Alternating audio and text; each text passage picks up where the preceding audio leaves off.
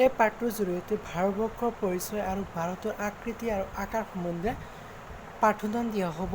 প্ৰথমতে ভাৰতবৰ্ষ পৃথিৱীৰ উত্তৰ গোলাৰ্ধত অৱস্থিত। ই এছিয়া মহাদেশত অৱস্থিত। ই বৃহৎ গণতান্ত্ৰিক ৰাষ্ট্ৰ। ই বৈচিত্ৰ্যপূৰ্ণ দেশ। ইয়াত বিচিত্ৰতা প্ৰাকৃতিক, অৰ্থনৈতিক, সামাজিক, সাংস্কৃতিক ক্ষেত্ৰত পৰিলক্ষিত। প্ৰাকৃতিক বৈচিত্ৰ্যৰ ক্ষেত্ৰত এফালে সূৰ্য পৰ্বত, আনফালে সাগৰ মহাসাগৰ, আনফালে সমভূমি, আনফালে মালভূমি। ই অৰ্থনৈতিক ক্ষেত্ৰত বিচিত্ৰতা আনিছে। সামাজিক সাংস্কৃতিক ক্ষেত্ৰত ভাৰতবৰ্ষ এখন বিভিন্ন জনগোষ্ঠীয় ভাষা ধৰ্মীয় গোষ্ঠীৰ বসতিস্থল। নেক্সট, ভাৰতবৰ্ষৰ অৱস্থিতি। ভাৰতবৰ্ষ ক'ত স্থিতি? লোকেশ্যন, চিটুৱেশ্যন হোৱাৰ। ভাৰতবৰ্ষ পৃথিৱীৰ উত্তৰ গোলাৰ্ধত অৱস্থিত। দেখা, উত্তৰ গোলাৰ্ধ এইটো, দক্ষিণ গোলাৰ্ধ এইটো, আৰু যিটো ভাৰতবৰ্ষৰ ঠিক দক্ষিণ ফালে বিশ্বপ্ৰকাশ। নেক্সট, ভাৰতবৰ্ষ এছিয়া মহাদেশৰ দক্ষিণাংশত, এছিয়াৰ দক্ষিণ ফালে অৱস্থিত। দেখা, এইটো এছিয়া মহাদেশ, ইয়াৰ দক্ষিণ ফালে ভাৰতবৰ্ষ, হয়নে?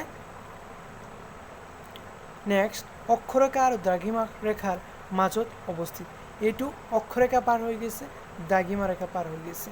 দেখা, 8 ডিগ্ৰী 4 মিনিট 28 ছেকেণ্ড উত্তৰ অক্ষৰেখা, আৰু 37 ডিগ্ৰী 17 মিনিট 53 ছেকেণ্ড এইটো উত্তৰ অক্ষৰেখা, আৰু এইটো দ্ৰাঘিমা ৰেখা, আৰু পূব দ্ৰাঘিমা ৰেখা এইটো দিয়াই আছে।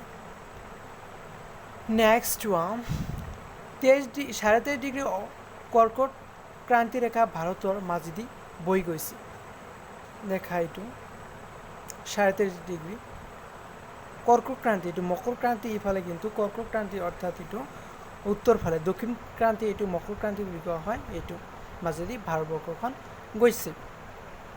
আৰু এটা ইম্পৰ্টেণ্ট কথা, এই পাঠটোৰ জৰিয়তে দুটা পইণ্ট আলোচনা কৰিব। ভূগোলৰ যিটো 4 নম্বৰ চেপ্টাৰ আছে, সেই ভাৰতবৰ্ষৰ পৰিচয়, ভাৰতবৰ্ষৰ ভূগোল, এই পাঠটোৰ জৰিয়তে কেৱল দুটা পইণ্ট দিয়া হ'ব। আৰু নেক্সট যিটো 8টা পইণ্ট থাকে, এইটো পিছত আলোচনা কৰা হ'ব। এতিয়া ভাৰতবৰ্ষ উত্তৰ দক্ষিণকৈ দূৰত্ব হ'ল প্ৰায় 3214 কিলোমিটাৰ। এইটো ইয়াৰ দূৰত্ব। পূব পশ্চিমকৈ দূৰত্ব হ'ল প্ৰায় 2953 কিলোমিটাৰ। আৰ এইটো স্থলসীমাৰ দৈৰ্ঘ্য হ'ল 15200 কিলোমিটাৰ। অ'কে, স্থলসীমা মাটি। উপকূল ৰেখাৰ দৈৰ্ঘ্য হ'ল 6100 কিলোমিটাৰ। উপকূল ৰেখা হৈছে যিটো সাগৰৰ মাজেদি যিটো শেষত যিটো ৰেখাৰ সৃষ্টি হয়। এতিয়া ভাৰতবৰ্ষৰ চাৰিসীমা যদি চাব বিচাৰা, যে উত্তৰ ফালে নেপাল আছে, চীন আছে, ভূটান আছে, আৰু আমাৰ দক্ষিণেতো শ্ৰীলংকা আছে, আৰু আমাৰ পূবে বাংলাদেশ, ম্যানমাৰ আছে, বংগোপসাগৰে পৰে, পশ্চিমে আৰৱ সাগৰ আছে, পাকিস্তান আছে। নেক্সট চোৱা, ভাৰতৰ আকাৰ, আকৃতি, shape. What is the shape of India? We should know' about it. আকাৰৰ ফালৰ পৰা ভাৰতবৰ্ষ এখন বিশাল গ্ৰেট কাণ্ট্ৰি, পৃথিৱীৰ দেশসমূহৰ ভিতৰত 7ম স্থানত আকাৰৰ ক্ষেত্ৰত। ব্ৰিটিছ যুক্তৰাষ্ট্ৰতকৈ 13 গুণ আৰু জাপানতকৈ 9 গুণ ডাঙৰ। দেখা কিমান? মুঠ মাটিকালি 32,27,263 বৰ্গ কিলোমিটাৰ। ভাৰতবৰ্ষৰ মুঠ মাটিকালি 2.4% জুৰি আছে। বিশাল আকাৰ বিস্তৃতিৰ বাবে ভাৰতবৰ্ষ এখন উপমহাদেশ বুলি কোৱা হয়। বৰ্তমান ৰাজ্য হৈছে 28খন আৰু 9খন কেন্দ্ৰীয় শাসিত ৰাজ্য। এইটো 2019 চনৰ অক্টোবৰ মাহত 28খন হ'ল। আগতে আছিল 29খন। পিছত যিটো জম্মু কাশ্মীৰ, এইটো কেন্দ্ৰীয় চৰকাৰে কেঞ্চেল কৰি দিছে, আৰু 28খন হ'ল। আৰু কেন্দ্ৰীয় শাসিত অঞ্চল লাডাখক সংযোগ কৰিছে, আৰু জম্মু কাশ্মীৰক একেলগ কৰিছে।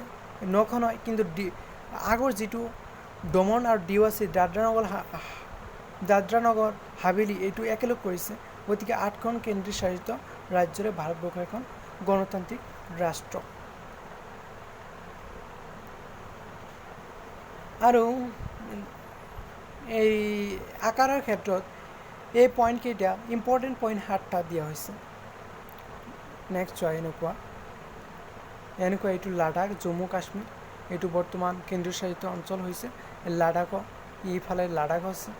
গতিকে এই পাঠটোৰ জৰিয়তে এইখিনি মূল আলোচনা বিষয়বস্তু আছে। চ' থেংক ইউ। যদি ভিডিঅ'টো ভাল লাগে শ্বেয়াৰ কৰিবা, কমেণ্ট কৰিবা, লাইক কৰিবা। চ' থেংক ইউ।